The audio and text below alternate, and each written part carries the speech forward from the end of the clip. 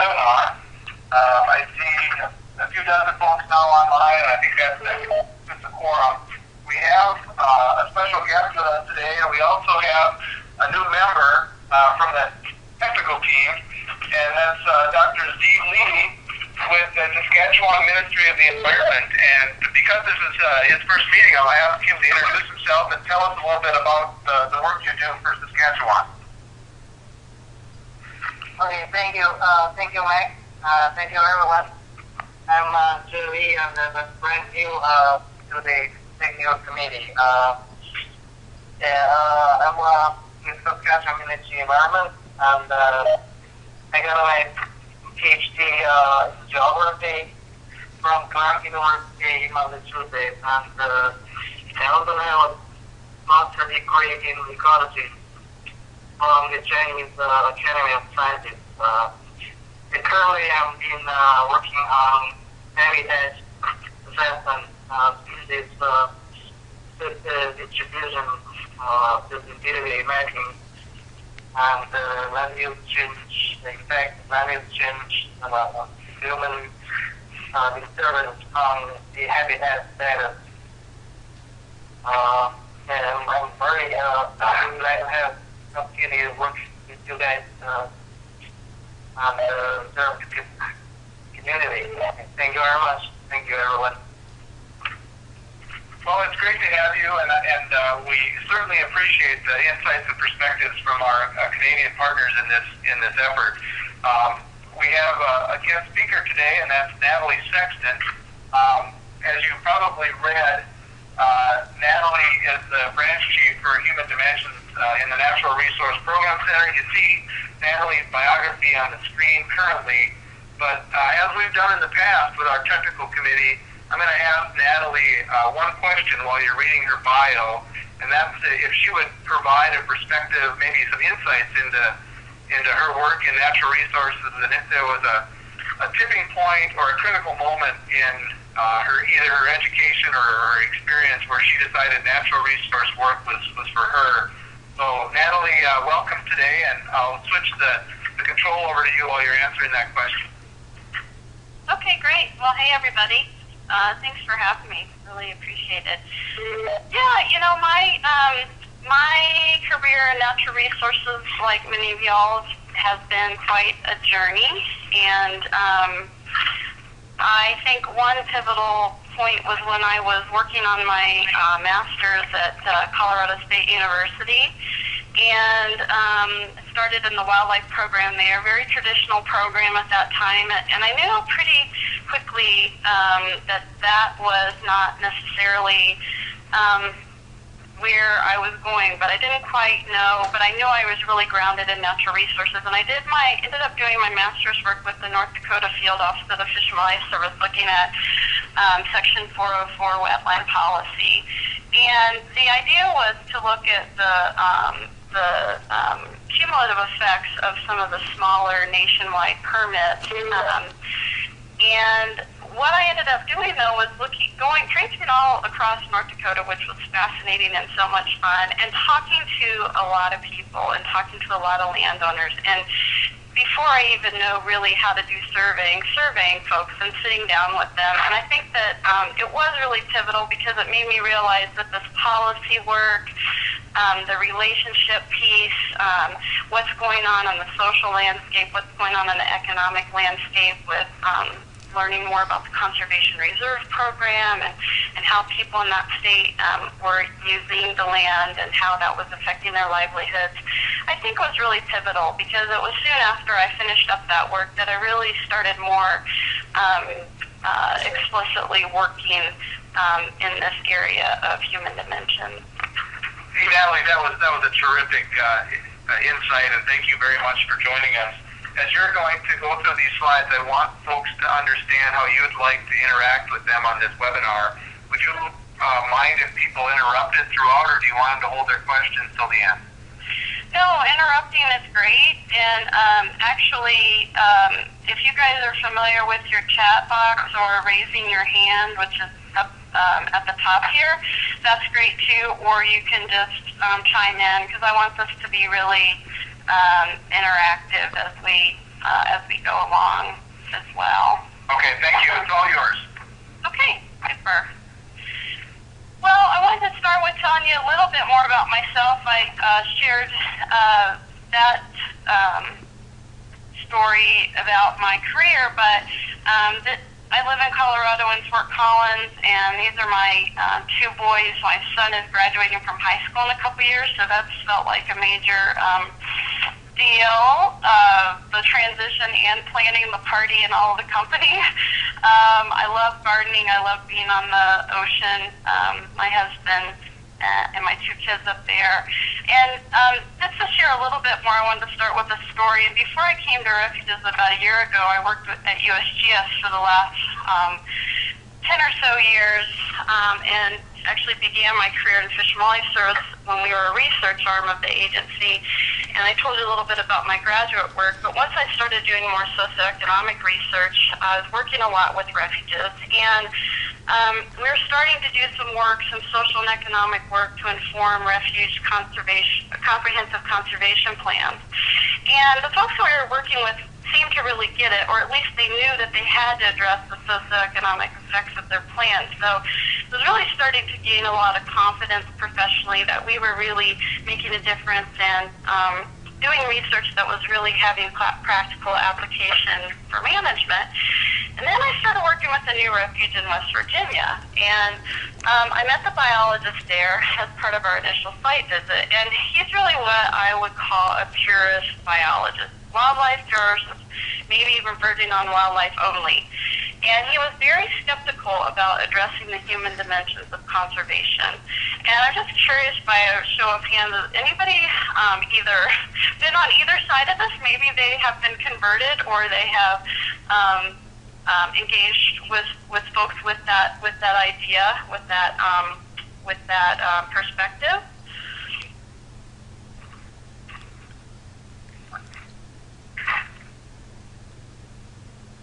Well, Natalie, this is Larry. I probably went through the same experience as you did. I started off as strictly a biologist as an undergrad, and I actually received criticism when I mentioned going into human dimensions, and even by folks. And I got my human dimensions degree from a Fish and Wildlife department at Michigan State, and I was one of the first ones there to do that.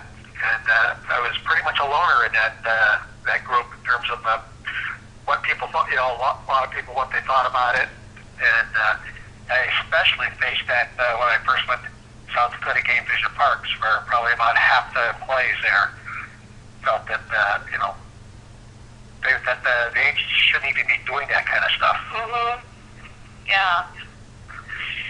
Yeah, and with this person I was working with, he asked me a question, and he said, aren't we just compromising our capacity, our ability to do what's best for wildlife by trying to make everybody happy and, looking at all this people stuff? And I have to say, at the time, I didn't really have a very good, solid answer for him. I knew in my heart that it was the right thing to do, but I was a little bit stumped in being able to articulate to him how and why that was really important. And the cool thing is that since that time, 5 or so years ago, he and I have had several discussions on the topic. He's now a refuge manager. I've learned so much from him, probably the most of anyone, about the mission of the refuge system and how we can protect fish, wildlife, and habitats and keep that as our core mission, and also understand that if we can't address the human challenges, then we won't be successful. And he's given me a lot of feedback that he's really learned a lot about that necessity. So I really want to share with you some of the ways that, as I've transitioned now to Fish and Wildlife Service, trying to better articulate that and help folks have a shared understanding of addressing the human dimensions of conservation. So to start with, a shared definition, and I have like to use a definition adapted from Dan Becker at Cornell, that human dimensions is really that relationship between people and natural resources, and it's how people value natural resources, how they want those resources to be managed, and how they affect or are affected by those resources and related decisions.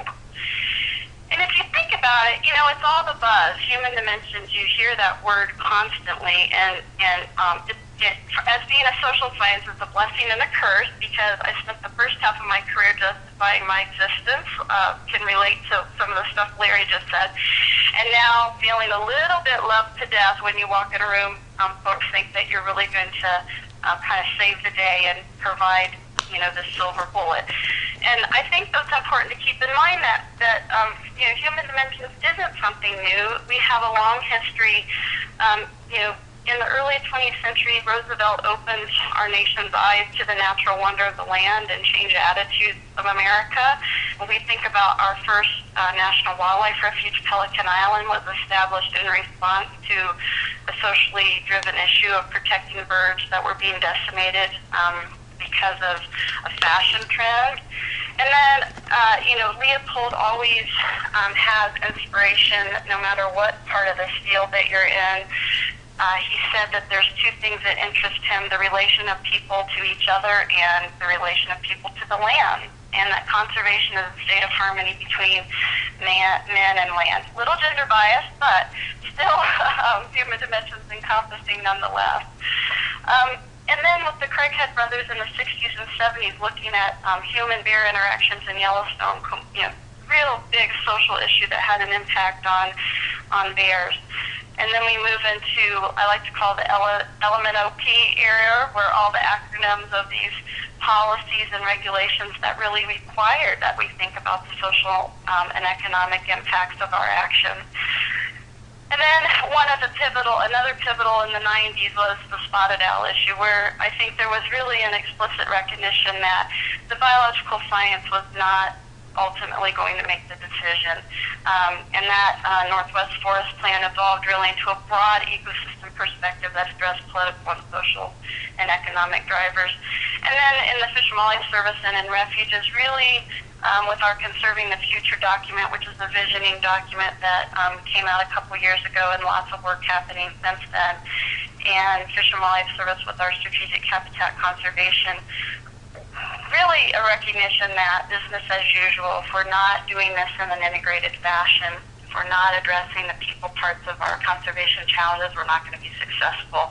So I'd argue that human dimensions isn't something new, but the idea of integration is new and is very challenging. And why is it so hard? Well, you have several dimensions of natural resource decision making, and a number of these has to be considered. Resource dimension, this is what I call most of our happy place. This is where we're trained, where we find or have found connection to our conservation work. And you have an institutional dimension, which brings guidance to to managing those resources that's important for us to consider, like our mission of our agencies and the laws and policies that guide us in staffing and funding. And then the human dimensions refer to those aspects I mentioned before that are important to society and how people value those resources. And for a lot of us, it's a scary place. We have to talk to stakeholders, put dollar values on things like endangered species and clean air, and quantify this touchy-feely stuff like values, attitudes, and behavior. And I think it's scary for most of us because we haven't been trained in this dimension, and there typically are a few human dimension specialists in our organization.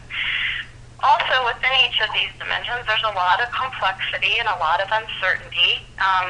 Though there are tools in each of these to try to address them. And, particularly when you look at the human dimension and the institutional dimension, that's where you really get into a lot of value differences and a lot of the literature they call wicked problems that are really complex and oftentimes don't have real obvious technical solutions.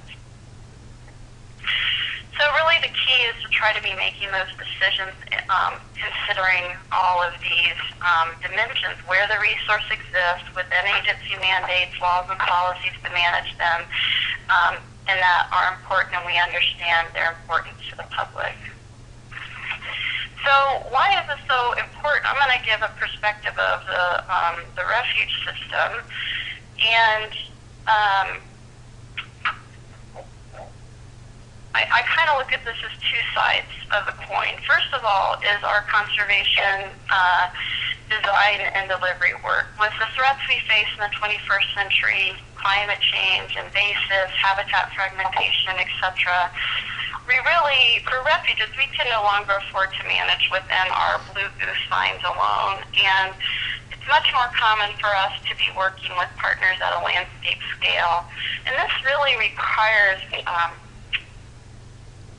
a good understanding of the social, economic, and political landscape. We need to be working with partners and other stakeholders to have shared vision and common objectives. And that work can really be informed by the social sciences. And then on the other side of the coin is connecting with the American public. We have an obligation to be providing these resources now and for future generations. And we and other agencies really play a key role in ensuring as a nation that we have a continued conservation ethic and conservation constituency. And of course that leads to political support and financial support. But why? Well, it's because we've decided as a society that placing value on these resources is in our best interest and is a value that we uphold in our country. So that's kind of a perspective of Refuges and Fish and Wildlife Service and why we think about that we need to address the people pieces of our conservation work. So I'm wondering from you all, and you can chat or get offline and give your perspectives, what does this look like for you guys in your conservation work with your LCC, what I'm calling conservation in HD or conservation in human dimensions? Well, Natalie, this is Mike. I'm gonna tell you that one of the reasons we were so looking forward to your presentation is that after a technical committee meeting we had in Pierre last summer, the members of our team agreed that this was such an important topic and such an important perspective, that of human dimensions, that it was going to be the focus, one of the two major focuses of this partnership for the next few years. So we are committed, we're all in to identifying those leverage points and uncertainties that we can help narrow related to human dimensions and land use change. So we're not only drinking the Kool-Aid, we're committed to this as much as we could be. So this is Rick, and I'll just add to that because I think it's a testament to the evolution of this LCC, and I'm going to throw a kudos to our technical committee because we went through much of the same evolution as you described and as Larry mentioned, because we had some pretty good human dimensions research proposals early on in the history of our partnership, and they didn't get very far because they were seen as outside of the typical, counted hard science type stuff that we were all trained to do.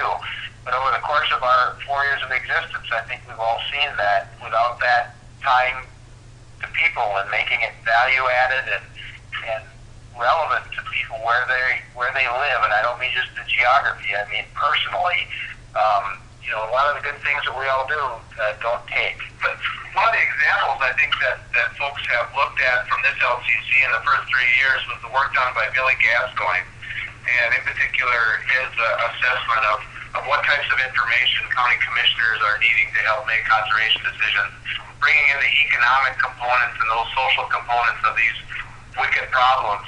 And I think that's been one of our projects that we've supported in the past that helped us tiptoe down this road of the social sciences and human dimensions perspectives. That's been really helpful for us. Yeah, seeing those examples of integration and case studies can be really helpful. Anybody else want to share on what integrating human dimensions looks like in your work?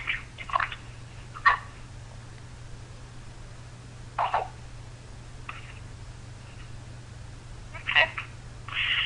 Well, I think another part of integration, in my mind, a first step is really understanding all the parts so you can frame the problem appropriately and really start to integrate. And some colleagues and I, because I feel like your group has definitely further down the road than a lot in terms of understanding the need for this. And so anything that I'm providing today on definitions and a way of looking at it is hopefully just further helping solidify what you guys have already come to understand and perhaps help you share that vision with others. And this framework is something that my colleagues at the Park Service and Colorado State University and USGS have been working on, and really just a way to visualize what are we talking about, what are all the pieces of human dimensions. And first is that there's a very large umbrella of disciplines that human dimensions encompasses, and I think that's why it's so hard sometimes for people to get their heads around it.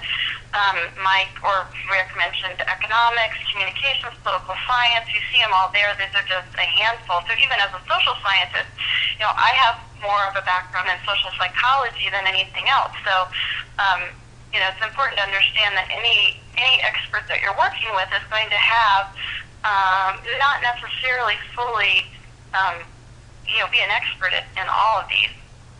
I know enough about economics to be dangerous. Fortunately, I worked with folks like Billy at USGS, and we did a lot of collaborative work to address those things. So you think about these foundations underlying the whole thing, and then the foundational pieces really are understanding context and audience. And so as first and foremost, needing to understand those things that have direct application in management. So who are your audiences? How have they changed over time? Whether you're talking about population, demographics, and race and ethnicity changes, that kind of thing, or just the values that are driving different stakeholders' perspectives. And then also understanding context. So what is the socioeconomic context? How has that changed over time based on different things that have happened over time, whether those are cultural issues or, you look at like a farm program or oil and gas, recreational context. What does that look like? How has that changed over time?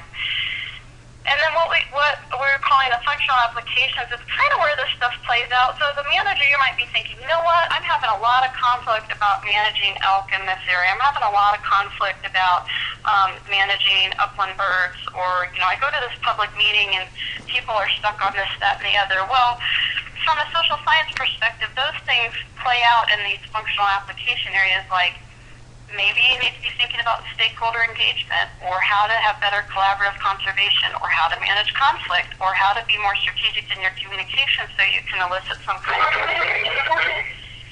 And in these functional application areas, there's lots of tools and methods that bubble up from these disciplines that can help answer those things. So this isn't the end-all conceptual framework by any means, but hopefully just another way to help you visualize what we're talking about. So another thing that you guys have, I'm sure, run across, and I bet Larry's kind of chuckling right now, is so human dimensions, right? It's a survey, right? So kind of as a joke, I put this together one day, and this is my dichotomous key. So does it involve people? No. Thank goodness. Unfortunately, a survey that we just did of Fish and Life Service employees said, I think 89% said that often or always, 92% often or always their problems, their natural resource conservation challenges do involve people. So, okay, well, I guess we need to do a survey. So let's write some survey questions. Maybe we'll do that in a group, toss that around. Put it into SurveyMonkey, because that's a really, that's an easy technology that allows anyone to be a social scientist these days. Send an email and wait. Look at the results. Do one of two things. Either scratch your head and say, wow, now what the heck do we do with all this info? Or, these really aren't the answers we were hoping for.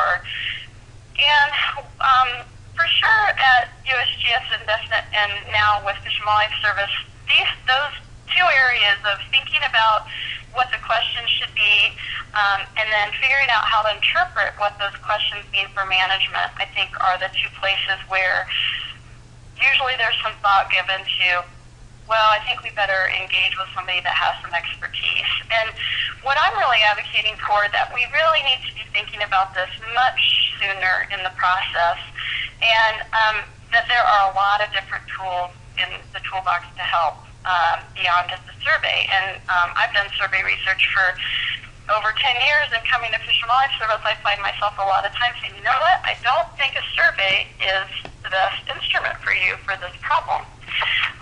They're definitely helpful, but not in all cases. And so I've really been advocating that we really think differently and more holistically about framing the problem first. And so, why? Why do we need this information? What do we need to know? What are our goals and objectives? Just like the scientific method on the, on the biological side. How will we use this information in the decision process? And this why is the most important piece, and asking the right questions early on.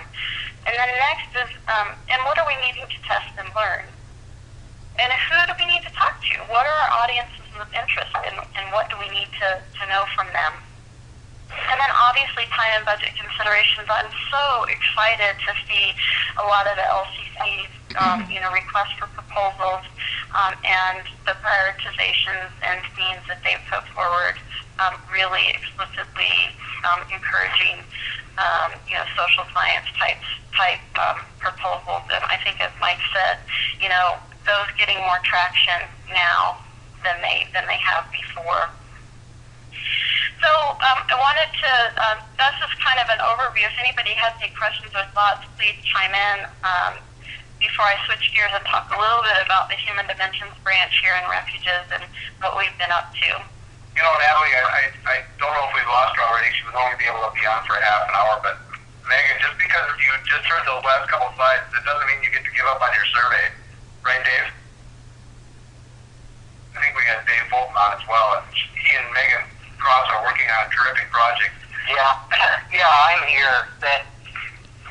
Absolutely, and I think I'm heavily sedated, so let me leave with that phrase. Dave, I can't even believe you're on the call. That's pretty impressive. I was bored, and I'm heavily sedated. Dave's on TapeNet. Nice.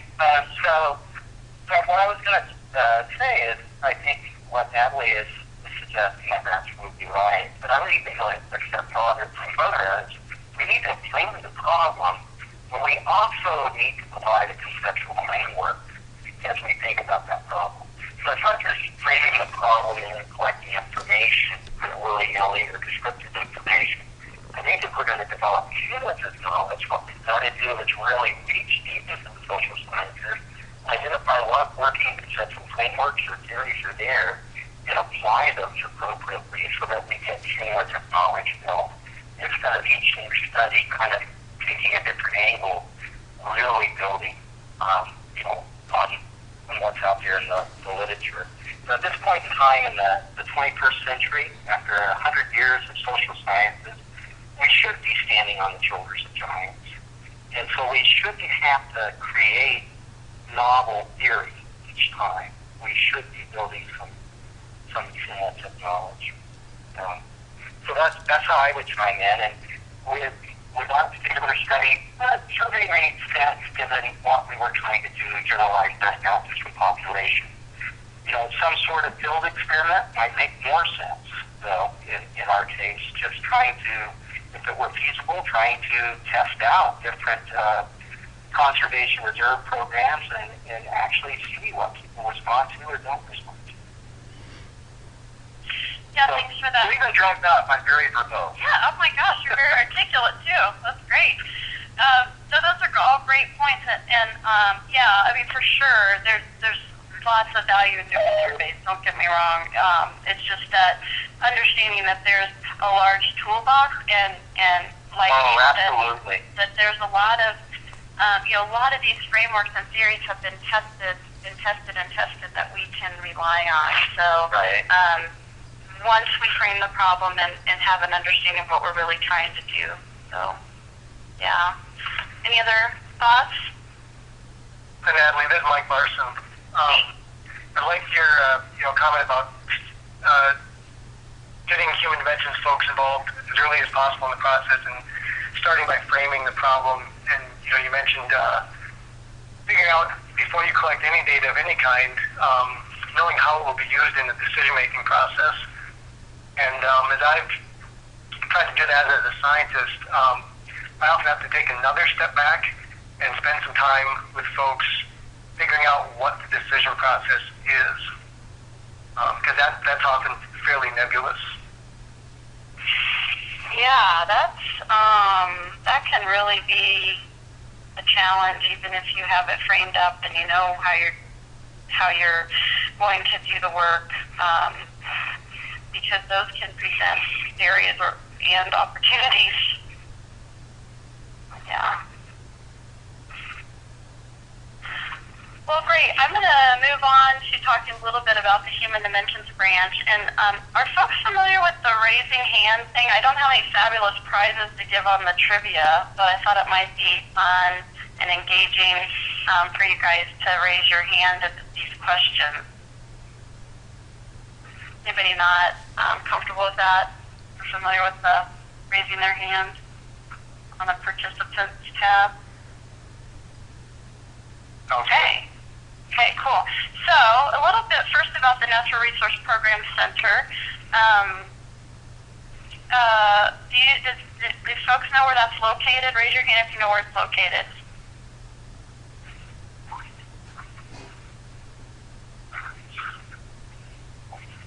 Okay, I'm seeing nobody raising their hand. I'm not sure we have that feature, Natalie. Pardon? Oh, okay, it's there. Yeah, so Joanna, no, she was the first, so she gets that one. Hopefully she answered correctly in her mind. That's in Fort Collins. So you can lower your hand, Joanna. And when was the Natural Resource Program Center established? Who thinks they know the answer to that?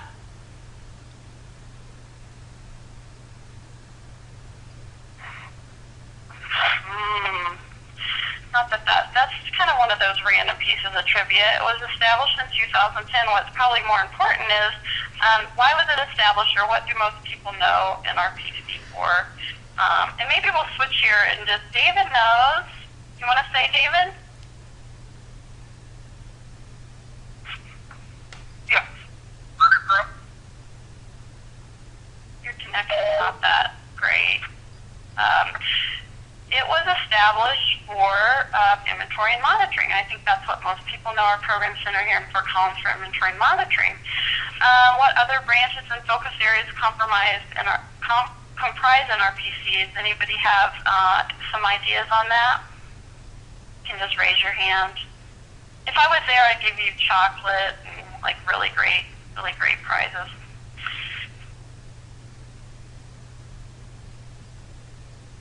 Well, you know at least one other one, I would say. Human Dimensions, right?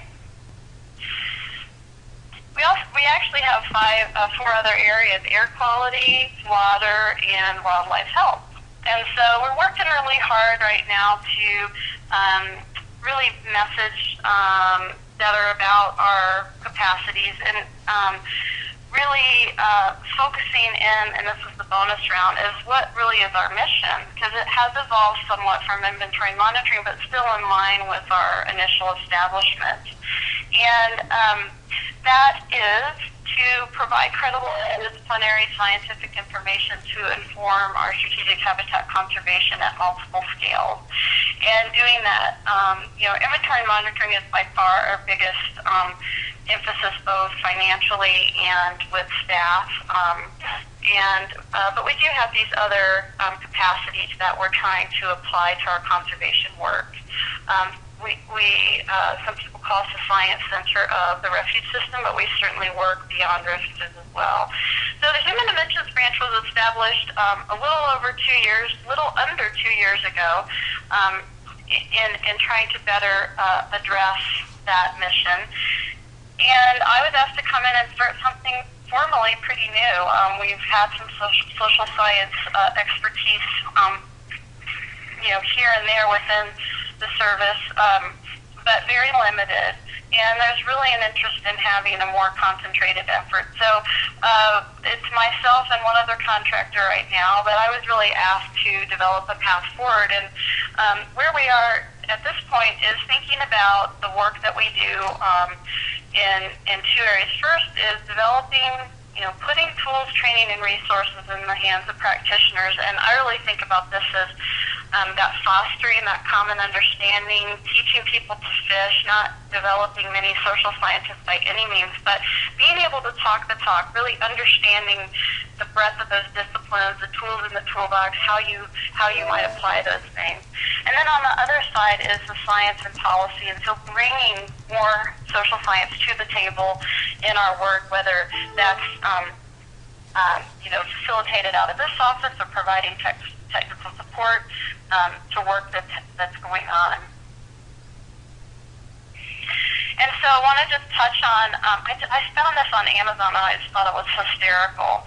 I actually want to order the book, or Mike Anderson, maybe you already did since our NAWAT meeting. Did you get it yet?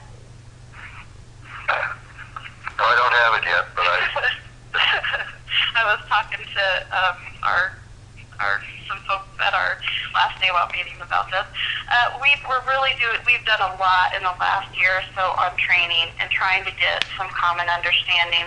We've inserted some human dimension modules in existing conservation courses offered through NCTC, primarily to Fish and Wildlife Service employees, but also there's a multi-agency partnerships online program through NCTC that we've put some human dimensions in. We also developed the Tools for Understanding Audiences webinar training that looks at some different tools, census tools and other tools to understand audiences and context, that foundational part of that framework that I mentioned earlier. One thing I have this in bold because I want to really promote the Pathways Human Dimensions Conference in Estes Park this fall. Has anybody heard of this conference by a raise of hands or been to this conference? Larry? Anybody else? This is an excellent conference. It's put on every 2 years. Started with CSU. They're involved now with some other partners as well. And it's really about bringing science and practice together and addressing the human dimensions of fish and wildlife management. So I really encourage you to take a look at that conference and consider attending. It's at the YMCA of the Rockies in Estes Park. It's a beautiful location, excellent conference. And we are going to be putting on a Human Dimensions Foundation's course in conjunction with the conference this year, so I'm really excited about that. So for any of these things, I knew, putting the links up wouldn't really be helpful. So just contact me. I'll give you information about that, about these things. We also developed in the third year of a Human Dimensions broadcast series, again, putting theory into practice on different human dimensions topics where we look at what are the theoretical underpinnings, what does it mean from an agency perspective, and what does it mean on the ground. And those are available to anybody within or outside Fish and Wildlife Service. They're archived at NCTC. We also have developed a podcast series that you can subscribe to through iTunes on topics like landscape conservation, beyond the blue goose signs. How to know it when you see it is just an overview of some of these principles I'm talking about today. And the most recent one, I interviewed the former director of the Census Bureau, Steve Murdoch, and talked about what changing demographics and population mean to conservation. I've also started a Human Dimensions newsletter. Happy to put you on that distribution list if you're interested. And also working with USGS on a clearinghouse that exists now for serving Human Dimensions tools and resources.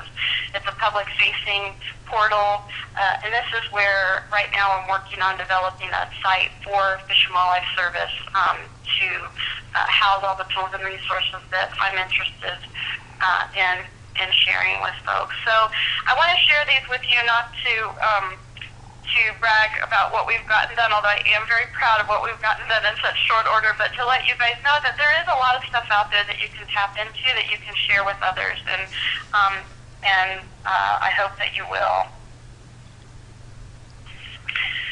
And I feel like perhaps I'm getting a little short on time, so I wanted to just briefly touch on some work I'm involved with the North American Waterfowl Management Plan. Mike felt like this might be of interest, and I may be telling you guys stuff that you're fully aware of, and if I am, then I guess it'll just be a refresher. But I've been involved in the North American Waterfowl Management Plan revision, and I've got Mike and Dale on the line to keep me honest here, make sure I don't misspeak. But really with this revision, for the first time there's this explicit people goal that we need to be thinking about waterfowl populations and having those be resilient to support hunting and other uses. We need to think about the habitats that are sufficient to sustain those populations, but we also need to think about connection with waterfowl hunters, birders, and conservationists, and perhaps even those who have not been engaged to this point that don't currently have a connection or appreciation for those resources. And so a big piece of this, though, is how are those, we know that those are inseparable and linked, and we need to acknowledge that and think about that as we move forward with that revision.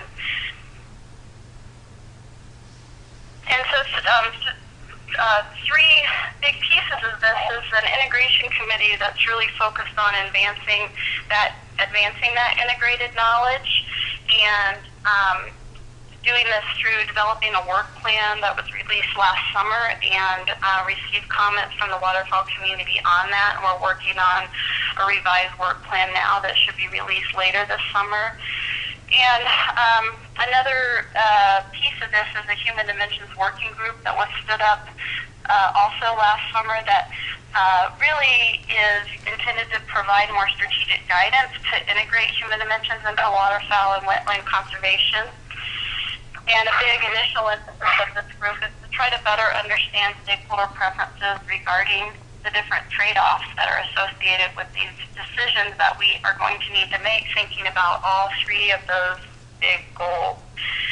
And hopefully having a more transparent foundation to develop specific objectives and have a baseline information regarding people's understanding and awareness. And last, the public engagement team that is really focusing on the doing. How do we strategically engage audiences to participate in measurable actions towards these three goals? So I think that the other piece of this that we're working on in the branch that relates to some of the work you're doing is really trying to look at where we're going as a refuge system and how we're doing, conservation planning, design, and delivery, and trying to find ways to better integrate the human dimensions and, the biophysical, both conceptually and actually. Working on a white paper with a couple folks to help to try to can we describe human dimensions elements of SHC more that do that better right now when we look at our descriptions of SHC. Really talk about people and delivery, and it talks about influencing people. And I would argue that if that's where we're starting, we've kind of missed the boat. We're probably going to run into some challenges. So how can we think about our adaptive framework and more explicitly integrate human dimensions? And then also thinking about in refuge strategic growth and our land acquisition, and there's a team of us working to think about, what are those other constraints and opportunities beyond the biological priorities that affect our ability to be successful with land acquisition. And so I've been involved in some of that work. And I just want to close with saying that, I think our 21st century conservation challenges are really daunting. And I don't know if any of you read the climate change assessment report that came out yesterday. It was enough to kind of make you cry. But I am really encouraged, and the reason that I'm encouraged is that I think it's a really exciting time in conservation with these more landscape level approaches and acknowledgement, not only just a grudging acknowledgement, but I would say an embracing. And I think we've kind of hit a tipping point that we do, to be successful, need to integrate these other disciplines, these other sciences into our decision process. I think I'll close with that, and folks have comments or questions, I'd love to hear them.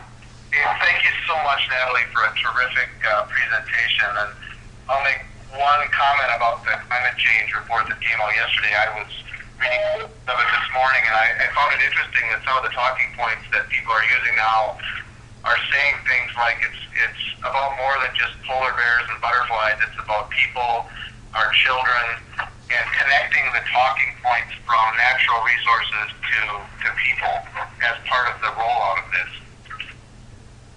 Yeah. Anybody have questions for Natalie? Open up to people. Yep. Has there been any surprises in the work you're doing for NAWAP in the last few years as they've rolled in the people component to the planning of a great example of natural resource conservation through that plan? But anything that's been surprising in the last few years as you've built on the human dimensions component? I don't know that I would say surprising. I think, again, I've been really encouraged by the recognition that we really, we can't unlink people, habitat, and population, but also that it's really, really hard. And what does that really look like when you start stepping that down? And so no surprises really, but encouragement and also challenges that we've got a ways to go, but I think we're making progress. Yeah, this is Dale. Natalie, excellent job. Thank you. I would make one comment in that regard, and it's the issue of scale is the thing that probably has hit us between the eyes as much as anything, that, and especially goes AHD as well as managing habitats in different parts of the world and so on, is that the questions are really different depending on the social landscape, who's engaged and how they're engaged, and there's probably been the one recognition that's emerged pretty prominently just in the last several months that we're going to have to think about this differently depending on which part of the continent we work in. Hey Dale, this is Rick Nelson, and I want to just add on to that because in our last RFP, which we just went through, we had a couple of human dimensions folks help us out in reviewing those proposals, and one of the things they told us was the way in which we solicited those research projects really doesn't fit for the very reasons that you just said.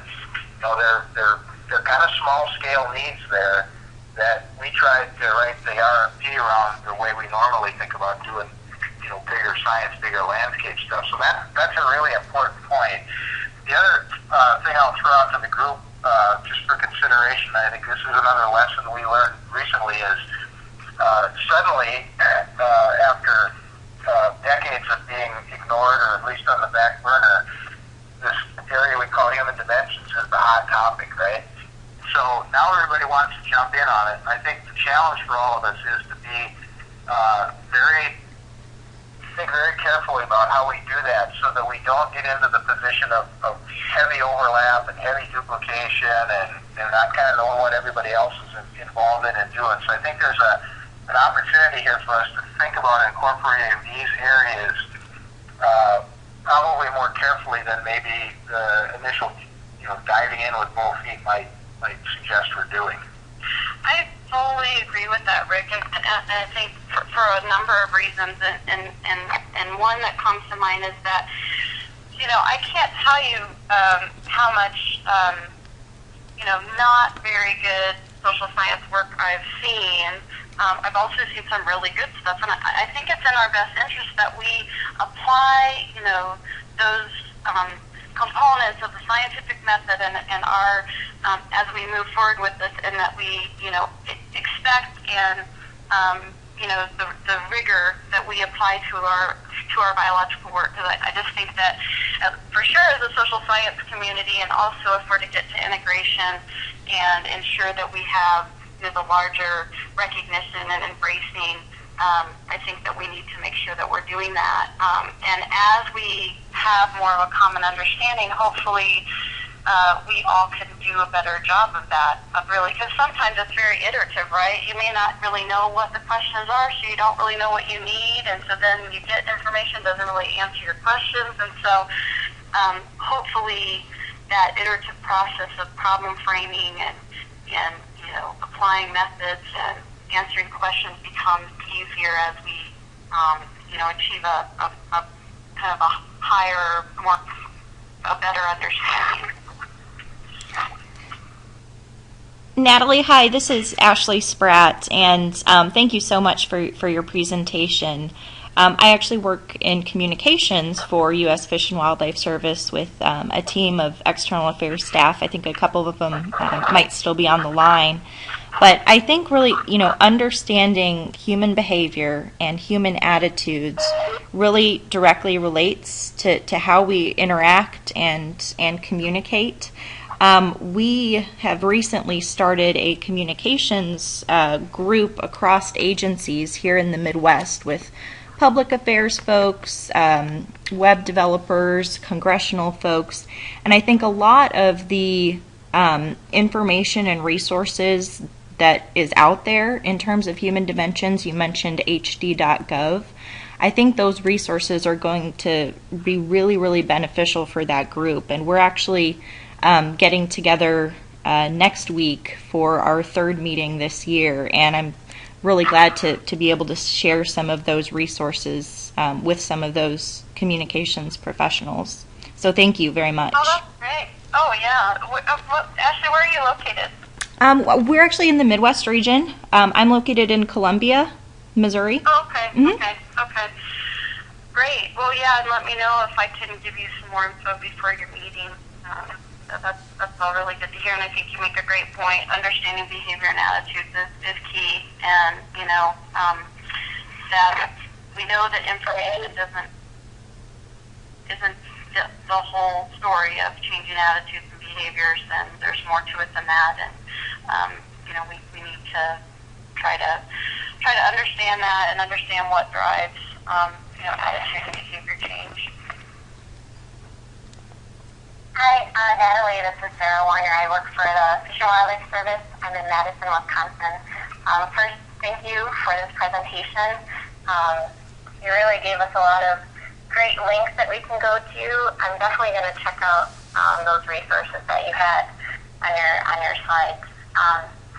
And then, some of the work that I'm recently have been involved with definitely has a human dimension component to it. So I'm pretty new to all this. I'm just trying to learn all that I can, which will, so that I can use that to do my job better. And what I've been finding with the project that I'm working on is some issues take a very long time before we see change, social change. The problem that I've been looking at has been in existence for over 100 years. So we're still working on it today. We have all sorts of scientific literature, but I think what it does come down to is that human dimensions aspect to it, and understanding human cultures, I think, is really important. So what is it that's driving people to do certain things, or to have connections with natural resources in the way that they do, to value resources or to not value resources? I think there's a culture component to it, and there's also a social norm component to it.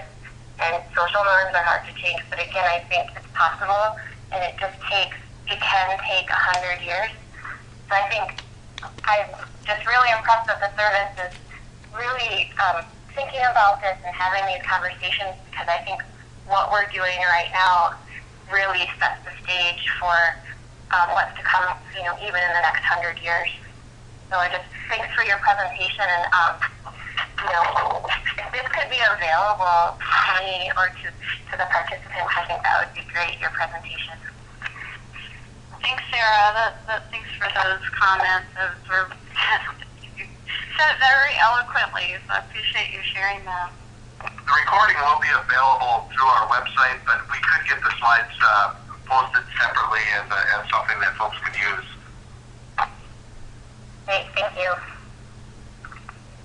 Ashley, we're just about out of time. Do you have any other updates you want to provide to the team regarding communication?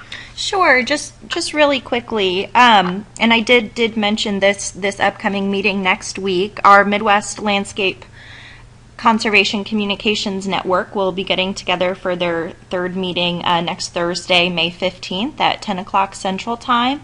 It is mainly communications professionals from across the Midwest and different agencies, but I did want to share that information if anyone would be interested in joining and participating for that meeting. We will be highlighting one of our LCC projects related to migratory bird stopover habitat and a new portal that's been developed by the Nature Conservancy in the upper Midwest area. So if folks are interested, I can certainly add you to the listserv if you would like to join that group. We do meet every 2 months, and it's just a really nice, really great opportunity to share some communication campaigns that each of our individual agencies may be working on, or upcoming events that our agency is hosting as well as all of our partner LCC agencies and organizations. So just a plug for that. Feel free to contact me if you're interested in participating. Mike, I think that was it from me. Thanks, Ashley. This is Rick. Well, we're out of time for today, folks. I just want to thank everybody who participated today. Our tech team members and our guests, thank you very much for calling in. And special thanks to Natalie for an outstanding presentation. And I'm hoping that this will be just kind of a springboard to future discussions that this LCC is going to continue with. And then working with partners on our steering committee or not on our steering committee, but I think this area of research and implementation is so important given where we sit in the 21st century. And I'll make a shameless plug for additional discussions on this, and that's going to be happening during the second day of our meeting in Billings. We're going to talk to Larry in particular about the development of the survey tool and some of the questions that the states have that they're going to be working on as well. So Human Dimensions is going to be part of our Billings workshop on the 9th and 10th of July. And last, for those of you who are joining us for perhaps the first time or not on the tech team, please check out our website, plainsandprairiepotholeslc.org. You will find a lot of good information, including this presentation. And certainly, if you have questions or comments or suggestions, get in touch with Mike and me through the website. We'd be more than happy to talk with you. So with that, if somebody else has something to add or questions, I think we will say thanks again and have a fine afternoon.